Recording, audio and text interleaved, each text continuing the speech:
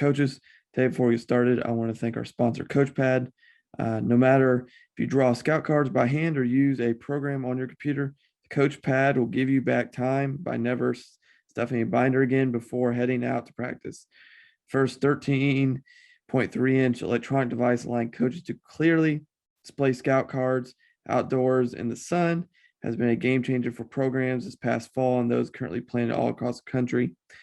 This new technology allows coaches to coach and not the monotonous task of stuffing and dealing with binders on the practice field. Check out the CoachPad and CoachPad Mini on thecoachpad.com. Please make sure you check out our sponsors, our affiliates, and here is another episode of the Gap Down Backer podcast.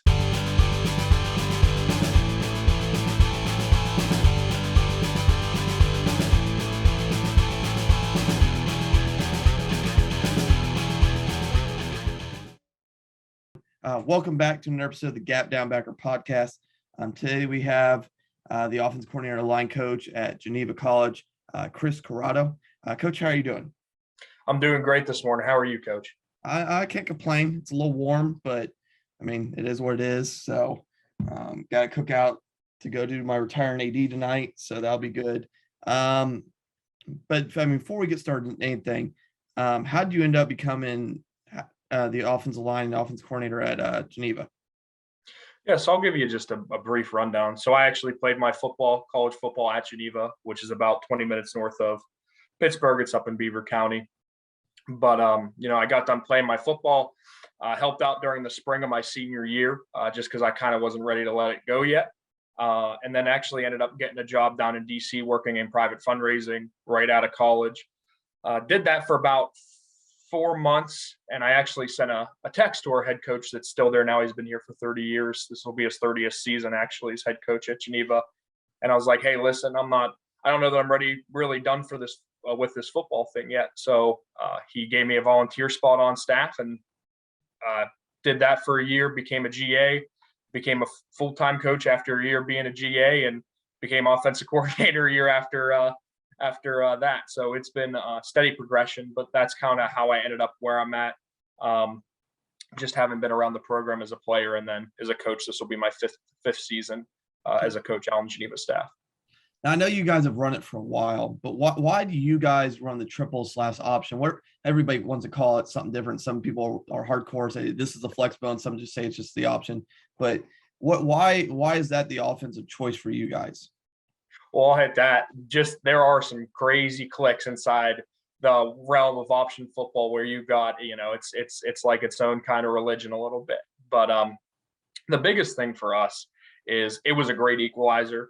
So when I actually played at Geneva, my first 2 years, we ran the air raid, and then we switched to triple 2 years after that. So we went from passing the ball 50, 60 times a game to running the ball 50, 60 times a game, that was a shock on the system.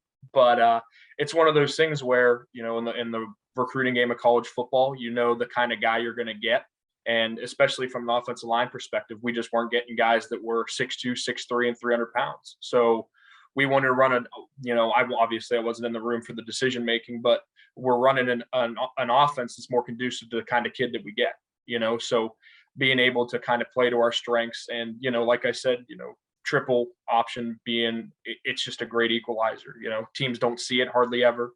It's so countercultural to the way that football kind of is right now, and especially in the landscape of college when everybody wants to spread the ball out, throw it around the schoolyard, do all that kind of stuff. So being able to kind of help make up for some of deficiencies we maybe see in talent or in recruiting class, having a scheme that's able to kind of account for that is one of the main reasons why we run it. And if you ask any other coach that runs it in college or even in high school, I would say they would probably give a similar answer. So with that, I mean, obviously your drill work is going to be a little different than, say, an air raid offensive line coach. Two parts to this, because you mentioned that. How much, while you were in school, did your drill work change from when you guys went to the air raid to the option? And then is there anything you think you do that's a little different than the standard? Obviously, every O-line coach does stance and starts. There's the base drills, but is there anything that you don't think the average O-line coach does that you do in the option?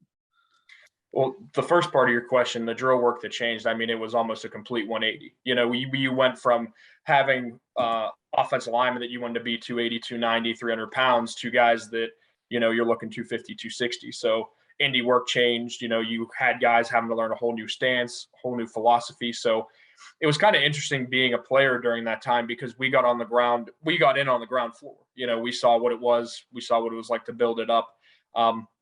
And it was a pretty big difference. But I do think, you know, all offensive line indie periods, there's going to be some similarity somewhere. You know, even if the stance is a little bit different, you know, we're still in the shoot, we're still doing stance and start, we're still working the sled. You know, it's just it's a little bit different how we get around to it. You know, but for me personally, you know, offensive line indie, the one thing I preach this to anywhere I go, and I think it's a great thing for everybody.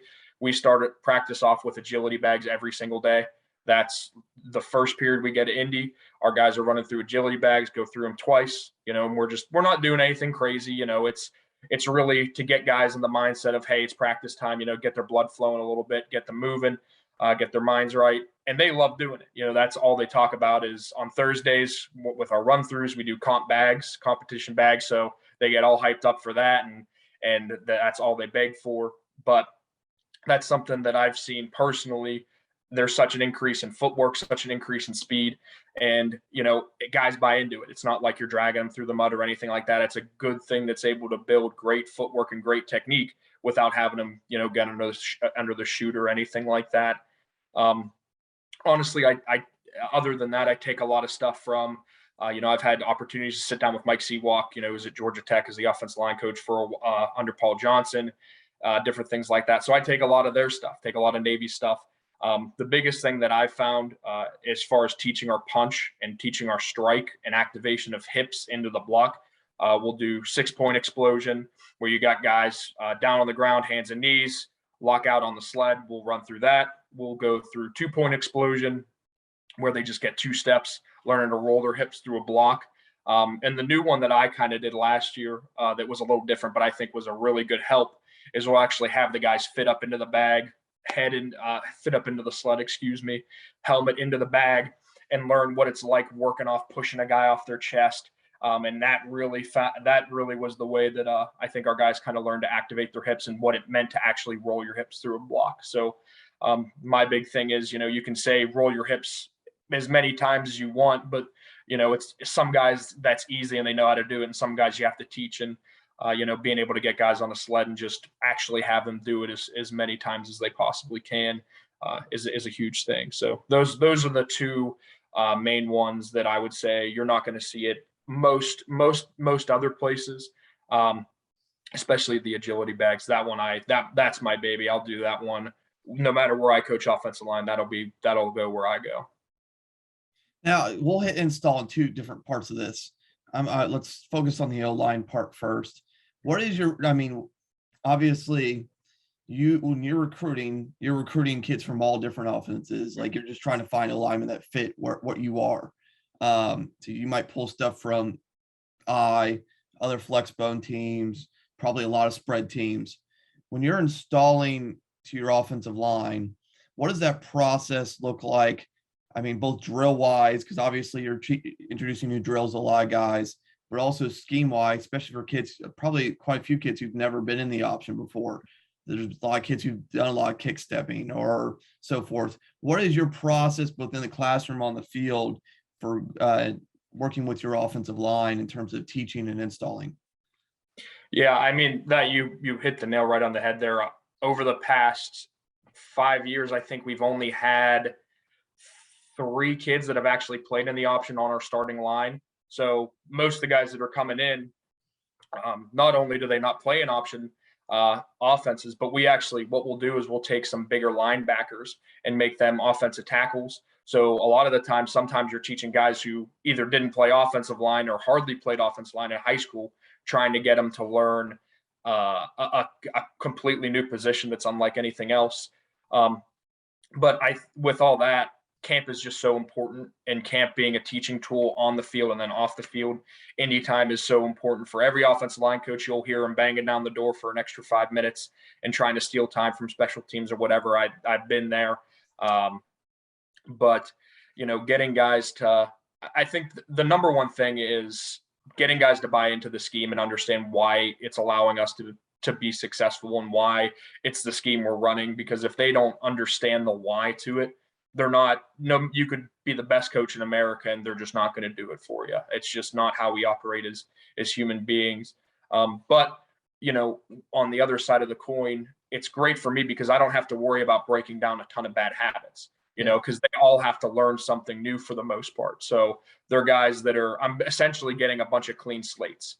So our last 3 starting centers have been from an option school that's near us. So they're honestly sometimes the harder guys to coach because they've been running the option forever.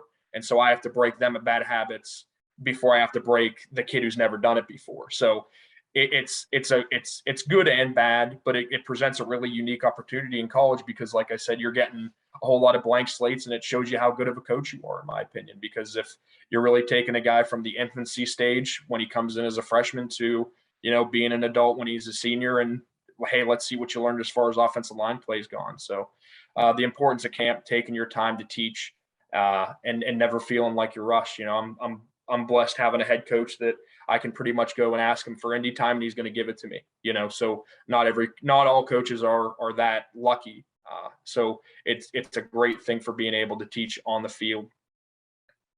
Now, excuse me. The next thing I wanted to ask, because I always like to get people's opinions on specific blocks, because everybody does a little differently. And I think that's so I want to pick your brain on two. The first one I want to pick your brain on is because, again, in your kind of offense, that's the nice thing about, I think, the wing tee, the Flexbone, the option. I think you have a lot less blocks in your system. You're getting just because of how your system works. First one I wanted to bug you about was, how do you teach down blocks? Because everybody's slightly different: head in front, head behind, head on the side, some shoulder block, some use certain hand placement. How do you approach down blocks? Yeah, so our biggest thing, because they are a pretty big thing in the offense, especially with our tackles, the main thing I'm telling our guys to do, I'm not so worried about head placement. The biggest thing I've had with head placement is if you preach head in front, head inside, head in back, they get so hyper focused on that's all they're really worrying about. And then their step goes out the window, their hand placement goes out the window. And I'm a big believer in, as long as your step is always going to be good, the technique that comes after it can look different for everybody, but as long as your steps are uniform and set, you're going to be A-okay. It's going to go well for you. But what I personally teach for down block is we're looking to place our inside hand on their outside hip. That's the biggest thing for us, because if you can control that outside hip of a defensive lineman, of a linebacker, of whoever you're looking to down block, they're going to lose. So that's always been our aiming point. We're having them open at 45 degrees usually, just to get those hips open enough where they're going to be able to eye that outside hip and grab it. And other than that, their head placement, we have some guys that they've done head in front, so they put their head in front. A lot of our guys, because of where the hand placement in us is on that outside hip, their heads end up being in the rib cage area. But that's kind of what that looks for us. But I'm a pretty big believer too in, I'm letting our guys do what's comfortable to them when it comes to certain things. So understanding that, hey, these guys have all blocked with their head in front on down blocks. It's not the end of the world to me if they do or don't. But I have 2 things I'm looking for. It's hands on hips and the step, obviously. So as long as that stuff's kosher, I found that it usually takes care of itself no matter what after that. And then the other one I wanted to bug you about, because I know it's such a prevalent it's prevalent in a lot of gap scheme or option offenses, is how do you work double teams? And then my real question of that is, because there's various different ways. Obviously, is it the person in the gap? Is the person head up? It modifies it a little bit. I'm more interested, and you can give me both if you want, but if you get, and this probably will be a bad example, if you get like a head up 2 on your guard and your tackle needs to help double team that 2, how do you approach that kind of double team where you have a head up double team? Yeah, so I would say I'm going to teach it the same way I would teach as doubling a 3 technique, and not in the specific way of there's going to be a true double there, but I explained to them, hey, when you're looking to double on a 2, you're going to step through that B gap, if any part of that guy shows, you're going to help out your guard. You're going to take him. You guys are going to turn it into a true double. But if nothing shows, your eyes should be on that backside linebacker right now, or Mike linebacker, depending on what the front is, and you're working up. You know, we're kind of in a spot in our offense where we see a lot of head up techniques, and our guards are good enough, and I have an expectation for the guards to say, hey, that's your guy, you know. And if we have a tackle come through, he's just going to throw a hand to check that outside hip to see if it shows up, or outside shoulder to see if it shows up. But they're eyeing that backside backer right now, or Mike linebacker, whatever. But the same idea would be a 3 technique. You know, if we see a stun on a 3 and that hip goes away, I mean, that tackle's still working up to the backside linebacker no matter what. So the same kind of idea is there. You know, we're big proponents of take what kind of comes to you. You know, if that guy disappears, don't go chasing a hip after him. Don't get so hyper focused on, I got to double this guy, and he just ended up in the A gap, and now you got to tackle chasing him down, you know, down to try and find them or whatever. But that's kind of what that would look like. But with 2 techniques, we see a lot. We're telling our guards to usually just be able to base them or try to put them in the A gap, fight hard for that outside shoulder. If they want to beat you inside, let them beat you inside. Usually, if we're doubling the 2, the play's hitting outside of it anyway. So that's kind of what that would look like for us. Now, next thing is, it's not necessarily a specific block, but you know, and I think this is a big part, especially in your offense, is being, especially because I think that the bad term for it is most people call it a veer block, but in general, like when you're working on blocking linebackers, because I think that's one of the hardest things to, because a lot of bad habits for offensive linemen is they're trying to go where they were, not where they're going. And I think part of that's understanding the play, obviously. But how do you drill, practice blocking linebackers and getting your alignment upfield? Because obviously you guys do a lot of that because you're not going to block a 3 technique or an end a lot, depending on what your option play is. Yeah, it's a huge thing on our offense, and it's huge with every position too. You know, every position needs to understand how to block a linebacker well. It's not just the tackle, guard, or center. It's all 3. The main drill we do with it, we'll climb under our chute. We'll have moving bags on the other side of the chute, and we'll either work blocking them head up, or we're lucky enough, again, to be in college where we're working cuts downfield. That's such a huge tool in our toolbox that we use. It was the only reason I was even a half decent football player, is because of being able to cut downfield. Because in my head, unless you completely swing and miss, there's no such thing as a bad cut block. Even if the guy defends it, that's a second he had to take off the ball carrier, and now he's slowed down. You know, so I'm lucky enough in college where I can tell a guy to go cut him, and whether he gets him on the ground or not, usually he did just enough to help us get at least the 4 yards to stay on schedule. So that's been a huge deal for us.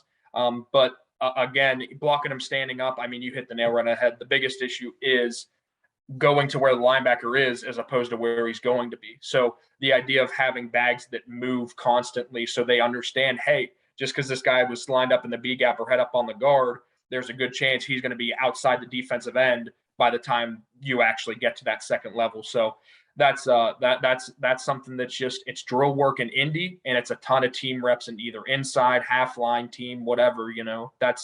And especially with our offense, we put a lot of onus on the tackles to not only blocking linebackers, but to blocking safeties. You know, so take that difficulty of blocking a linebacker and amplify it by 10, because now you got an even more athletic guy and even more space. So I think the thing too is, and it comes with teaching, is we're also never teaching to hit a home run on a linebacker block. My biggest thing is be a traffic cone, make him alter his path or get in his way for long enough that our athletes can do something behind us. Because as long as that happens, that's what we're looking for. And some of the best blocks we've had on backside safeties and linebackers, play side linebackers, is altering their angle. And now they don't have the pursuit path to catch our running backs, catch our quarterbacks, whatever. So understanding that it's never really going to be pretty when you're asking a guy that's 260 pounds to block a guy that's 200 pounds in space, and to temper some expectations. And, you know, for the college guys that are in it, you know, the cut block at the second level, man, that's such a key tool in an offensive lineman's tool belt. And even though they're trying to nerf it some, you know, back when I played, you could cut anywhere on the field. It could be 50 yards downfield and you could cut anywhere. And we've seen rollbacks of that where it's only within 5 yards now. of the line of scrimmage, and it's going to keep changing. I think as the future goes on, there's a new rule proposed this year, but that cut block, being able to work that cut block, is such a huge deal for us at the second level. Now continue with that, and we talked a little bit about install earlier. And I don't need your full install schedule. I'm not going to ask for every secret sauce, but just kind of curiosity, because every option team's different. I know you guys have some extra wrinkles that maybe some other teams don't, but what is usually your typical order of install and process for installing scheme wise? Are you an inside veer team first, outside veer? Is there a different direction you start first? Because I know you guys hit the edge a lot based on, we were texting and I was watching it's a great thing about YouTube, especially for division. I personally think Division 2 and Division 3 underutilize YouTube. I know you don't want all your film necessarily out there, but at the same time, if you want to advertise for your university and get stuff out, it is one of the best resources. I watch D2 and D3 games on there all the time. Part of it looking for stuff for this, but part of it is you just find all those nice little wrinkles that you might not see. That are also my kid might be able to do that because I'll have guys that can play D3. I don't always have that D1 kid that can do all that freakish stuff, but there's applicable stuff you can kind of see at the D2, D3 level. So what is your kind of install process and install order of operation look like? Well, I'll tell you a funny story before that, because I think you brought up a great point. I can remember sitting and watching game tape and indie film with Mike Seawalk. And when he was, the tape I was watching was of Shaq Mason, who went on, I don't know if he's still in the league or not, but played for the Patriots, did all that kind of stuff. And I was sitting there thinking, watching this guy who's running like my guy's at 220, he's 300 pounds, and he's running faster than them. And I'm like, you could do anything you want with this guy.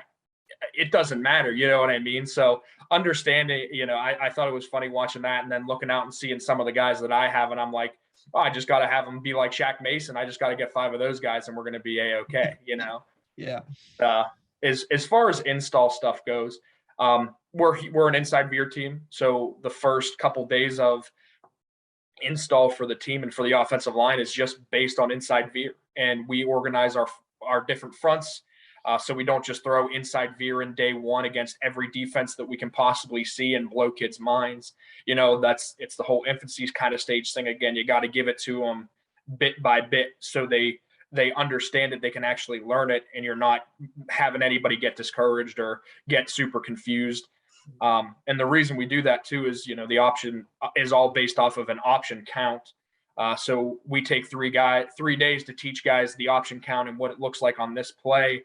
And against this defense. And, it's always funny because the guys that get on the field are the guys that can count to 3. Because if you can count to 3 against any defense, we're going to be A-okay. So understanding the rules there, but I think that's what makes the option unique. We're installing plays, we're installing X's and O's, but we're teaching rules. Every play we have is rule based.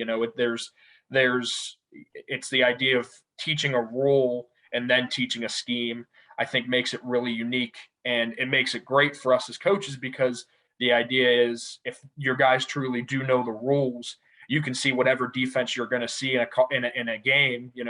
We've had games where we plan for one defense literally all week, and the team shows up and it's completely different, didn't prep for it at all. But it's one of those things where if they know how to, option count on outside veer, inside veer, and then some of your mid double, different things like that, it shouldn't matter what they show up in. So I think it's really unique that we're able to take a rules teaching approach as opposed to just teaching power, teaching whatever else. I think it makes it really unique. Now the other thing, we as we were texting back and forth, it's what I thought was speed or load option, which you've corrected me on since it's your lead play. Talk me through what that exactly is and kind of why you run it, because like I said, I've watched about 2 of your games and I just saw your quarterback just take off to the side and it was successful about every time I watched it. You're getting 5, 6, 7 yards and gouging them. But you mentioned it's a little interesting wrinkle you guys kind of have your lead play. Kind of for people who haven't seen some of what you guys do, what is it and kind of what's the process there? Yeah, so it all stemmed off of our belly G play, which is just straight handoff, guard pulls, kicks out, A leads up through, and the B back's running right behind. So that's what the play comes off of. We used to run that. We had an All-American running back when I played. He ran that play. We ran that play to death just because he was athletic enough that he could crease him. If pretty much you got a good kick out, it was a touchdown, no matter where you were on the field. So the one day we were kind of looking at it as a staff and said, we can run an option play off of this where the B back now just becomes a lead blocker. You identify a pitch guy, and that's kind of how the play was born. But, it's great because it takes the place, of our lead option or speed option. We don't run either of those two plays because to us, G option is pretty much lead option. It's just blocked differently. And we've experimented with that. The triple guys will know zone option.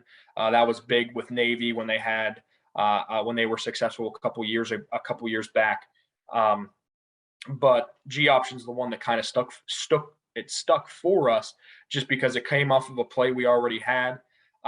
It's a great way of running lead, in my opinion, because now instead of, you don't have to worry about blocking down on a 4, pitching off of a 5, teaching rules like that. Your guard's still pulling, he's logging end man on the line of scrimmage no matter what. So you don't have to worry about, well, if it's a 4, we're doing this. If there's a 3 and a 5, different things like that. So it's great from a rules perspective, from an offensive line coach's perspective. And it's great because it gives such an easy and different look to a defense without anything really being done on our end. So now a D end or a 9 technique, depending on the formation we're in, he can be read. He can be kicked out by the guard. He can be kicked out by the B. He can be logged by the guard. It's so many different things that he now has to think about where it's not as simple as I just got to go down and get dive. That's the key thing for our offense is being able to give that read guy and then the pitch guy as well so many different looks. So it's not just as simple as, okay, go get dive, go get pitch, and we're off to the races. So being able to change the option count for them, change what their eyes are seeing, and that belly G plays allowed it to do so. Okay. Now, when you guys, and I don't know how you guys play call or if it's a committee approach, just your head coach, just you, but I mean, for you guys, what is your play calling process for when you're looking for stuff and trying to attack a defense? And obviously some of that goes into what you've scouted throughout the week, but from a play calling process, what do you kind of systematically kind of go through? Yeah, I think the way we do it is we start off at the beginning of the week. We look at what we think they're going to run. So this is actually going to be a pretty unique year because there's a bunch of new DCs in the conference, and we actually added a new team. So there's going to be a possibility for a whole bunch of new defenses that we've never seen. But we look at what plays we like against that defense. We look at our different formations, our tackle over formation, our tight end formation, just kind of what we can run, what we'd like to run, what looks good against it. We put it up on the board. We talk through it. We talk if we want to add any wrinkles, and we go out and rep it. The best thing about option football is it's game planned and done by Monday night, Tuesday night at the latest. So just because you know what you like against a 4-3 defense, what you like against a 4-2 defense, you know what you like against a 3-4. It's just about going out and executing and then having answers whenever they make adjustments. But it's one of those things that we take as a whole coaching staff, and it kind of game plans itself based on what we expect to see. So, and if we're unsure what a team's going to do, we'll just prep for a couple defenses that either are popular in the conference or come off their base defense or different things like that. So it's it's an exciting thing, but it takes care of itself a lot of the time. Okay, no, I get that, Coach. And the next part I wanted to ask you as we start getting towards the end here is, obviously, high schools can't necessarily do everything you guys can do with some time constraints, practice restraints, athlete restraint. I mean, there's a variety of reasons. But is there any simple, because you obviously from a recruiting perspective, you see a lot of football. You'll probably look at several option teams here and there. And then obviously you'll have high school coaches come talk to you guys, or you'll talk to high school guys about what they're doing. Because obviously there isn't a crap ton of upper big teams that run the option. Mm-hmm. What are simple things you think that high school teams can kind of implement or bring to their option offense that maybe they're not doing or maybe not thought of? Yeah, the biggest thing for us, and this legitimately just happened last year, is the use of a tight end. So being able to have and for us, we're lucky enough that our tight end, we can go and split him out and have him do some stuff at receiver. And it's not like he's Calvin Johnson or anything like that. He's not, he'll kill me when he hears me saying it because he thinks he's the best athlete that's ever existed on the planet. But the uniqueness that gave our offense of being able to be in an unbalanced formation, whether tackle over or whether a true tight end formation where he's to the 3-man surface, and then just go to a 2-by-2 formation where now we have 2 receivers split out. With us, we go tempo as well, which is an adjustment I think we made. We were huddle pretty much up until last year. And then last year we went no huddle, calling stuff from the line of scrimmage. So we were able to go different tempos. So there was some games where we going literally as fast as possible, where we're trying to get plays off in 15 seconds or less. And we're just going and grinding defenses down. And then there's games where we're still holding onto the ball, being methodical. But all that was allowed because we didn't have any personnel changes. We could get into our tight end set, like I said, and get into a 2-by-2 set the next play. And if they ran anybody on or ran anybody off, they're in a bad situation. So I'm a big formation guy, whether it's option or non-option, and being able to get into as many formations as you can with the same personnel. So none of those need to be super. I think it's a lot easier to teach guys a formation, how to motion into a formation, different things like that, and run a couple plays as opposed to the other way around where you're trying to teach, especially high school athletes, where you don't know how long you're going to get them for because they're getting pulled in so many different directions. Trying to teach them 50, 60 plays is just that's not going to go. So it's easier to teach them a decent amount of formations with a handful of plays, and you're going to be able to hit the ground running with that. So, but the use of a tight end, and if you're lucky enough having a tight end that's able to we're not asking him to do anything crazy. We're asking him to stock block, and we'll throw him a spot, or we'll throw him a go every once in a while, depending on what the defense did to it. But that's kind of what we're looking for. That was something that really allowed us to succeed last year offensively. Okay. And then one of the other questions I had for you, and I've asked like every option coach I've talked to recently this, who do you go to, or who do you watch, or who do you talk to? And it can be multiple people. One of I think the 2 common answers I get is obviously Harding and Citadel. But who do you talk to? Because obviously your pool's a little more limited than the spread coaches. So when you're doing research or trying to talk to people or break through wrinkles, and especially since you guys have only ran this for a handful of years, what route do you guys kind of go to? Yeah, so we were lucky enough to our head coach that I've referenced before. He knows Mike Sewak. They worked at Georgia Tech together back when they were GAs. So we had a connection with pretty much the offensive line, one of the big offensive line coaches that have ever run option football. He's been doing it his whole life. So he's been a great tool as far as, he helped install the entire offense when it got put in. So he's been a great one. But me personally, is from an offensive line standpoint, I like to try and tend toward teams that do similar stuff to us. So I like looking at D3 teams. We've gone down to Salisbury. They're one of the best option teams in Division III. They're constantly in the national playoffs. They play great brand of football. And another one that I'll tell you that not a lot of people know about is Springfield up in Massachusetts. We had a GA come from there that I'm still in contact with. So anytime I have a question, I can just shoot him a text and be like, hey, when you guys were doing this at Springfield, what were you guys, what'd you call it? What'd you like to run against? And, that kind of stuff. So our head coach knows Ronnie Boyd, the offensive line coach at Citadel. So we've talked through him with stuff like that. Yeah. But I like, me personally, I like talking to some of the smaller school guys just because they have the same problems we do. They have the same kind of kid, same kind of issues, like I said, and look for similar solutions. Well, Coach, I appreciate you coming on. Coaches, his Twitter will be in the bio of the video. So please give him a follow. Like, share, subscribe, all that lovely stuff is normal. Check out our sponsor, CoachPad. All that stuff's in the bio as well. And then they're back another episode of the Gap Down Backer podcast. Thanks, Coach. Thank you so much for having me on.